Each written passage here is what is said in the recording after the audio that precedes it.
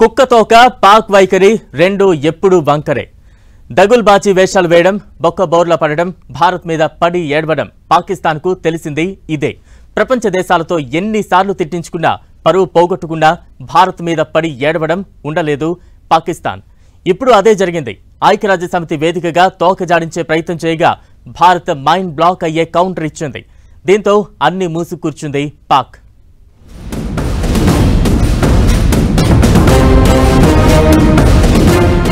భారత్ మీద పిచ్చి కూతలు కుయ్యడం పాకిస్తాన్కు కొత్తేం కాదు. ప్రతిసారి పిచ్చి మాటలు మాట్లాడడం, తిట్లు తినడం, ఆ తరువాత సైలెంట్ కావడం, మళ్లీ కొద్ది రోజులకు నోటి దూల చూపించడం.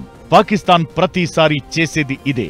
భారత్ మీద అక్కసు వెళ్లగక్కుతూ ప్రతిసారి పరువు పోగొట్టుకోవడం పాకిస్తాన్కు అలవాటుగా మారింది. ఇప్పుడు కూడా అదే చేసింది. ఐక్యరాజ్యసమితి వేదికగా భారత్పై పాక్ ప్రధాని షహబాజ్ షరీఫ్ చేసిన వ్యాఖ్యలకు మనోళ్లు మైండ్ బ్లాంక్ అయ్యే రిప్లై ఇచ్చారు.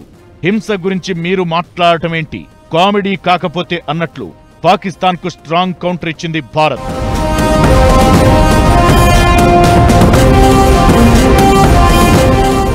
ఐక్యరాజ్యసమితిలో సాధారణ చర్చ సమయంలో జమ్మూ కశ్మీర్ అంశాన్ని పాకిస్తాన్ ప్రధాని షరీఫ్ లేవనెత్తారు.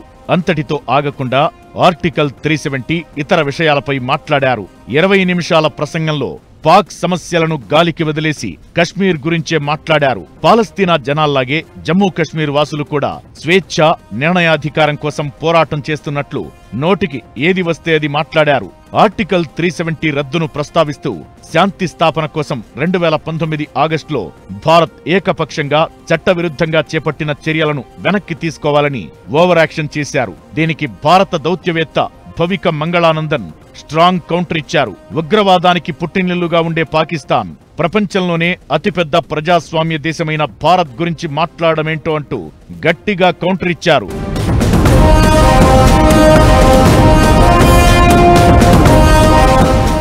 షరీఫ్ వ్యాఖ్యలపై భవికా మంగళానందన్ చెడుగుడాడుకున్నారు. ఉగ్రవాద దేశం హింస గురించి మాట్లాడటం అనేది జోక్ అవుతుందంటూ కౌంటర్ ఇచ్చారు. ఎన్నికల్లో రిగ్గింగ్ చేసిన దేశం ఇప్పుడు ప్రపంచ దేశాల ముందు ప్రజాస్వామ్యం గురించి మాట్లాడుతోందని సెటైర్లు వేశారు.